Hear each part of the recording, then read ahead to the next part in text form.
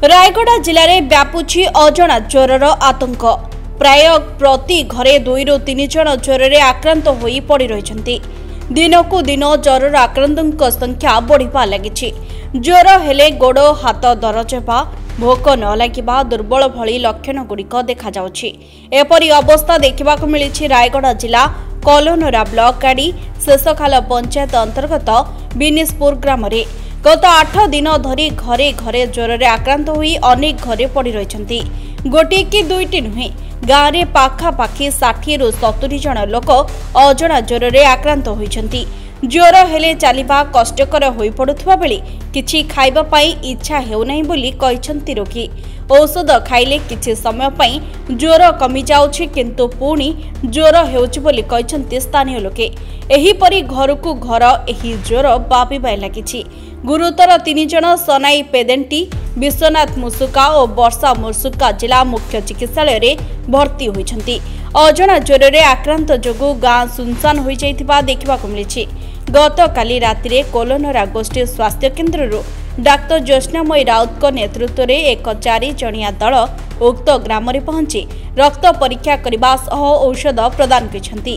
रक्त परीक्षा रे मलेरिया नेगेटिव बाहरुथिबा एवं रोगर लक्षण देखिकी रोग जणा पडु नथिबा कहिछन्ति।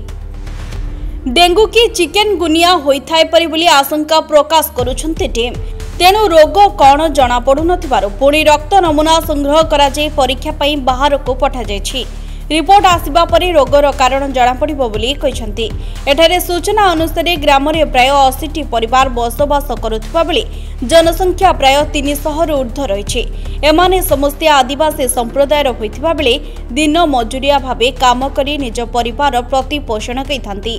वर्तमान ज्वर रे आक्रांतक जोगु एमाने भलरे चली पार नथिबा कारणरू मूल्य लागिबा पई जाई पारु नाहंती, जहारी फलरे ओलिए चुली जलिले ओलिए उपास रहउछन्ति बोली कहिसंति गाँ लोके।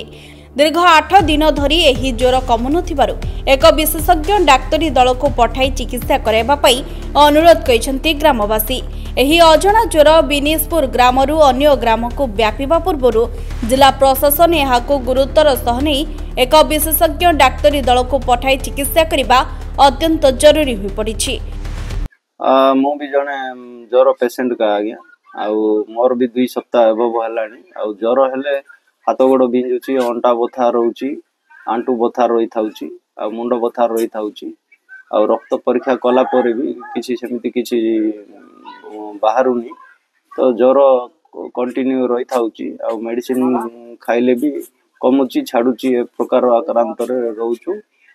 आ गाँ लोक माने भी प्राय 50 रु ऊर्ध्व लोक ज्वर बेमार रे पीड़ित होइके अछु।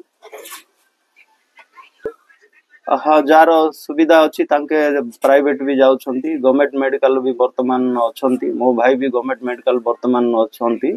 आउ न जो मानकर सक्षम नाही जाई परिबा न परिबा लोक माने घरे रहउछंती। भय तो लागिबो आज्ञा, प्राय 50 रु अधिक ऊर्ध्व लोक ज्वर आक्रांत रे पीड़ित अछंती। काहे कि ना रोग कोन जणा पडुनी, तो जो प्राय आम तो डर भय रे अच्छु। तेणु करी प्रशासन को भी आम जन सारीचु। आउ काली राति आसिकिना भी आमर कोलनरा मेडिकल टीम आसिकिना भी आसिकिना राति आसिकी मेडिसिन चेकिंग करिकी जाइछंती।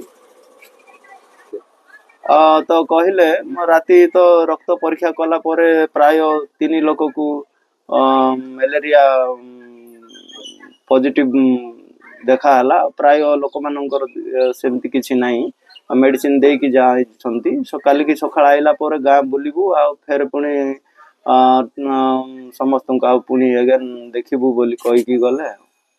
सरकार को भी कहबू जहाँ आसिकी जदि गाँ लोक मान ये माध्यम को जदि आसिकी चिकित्सा करिवे तो गाँ लोक माने भी भलो हेबे। आ रायगड़ा रो Santosh Sahu report, news alert 24x7।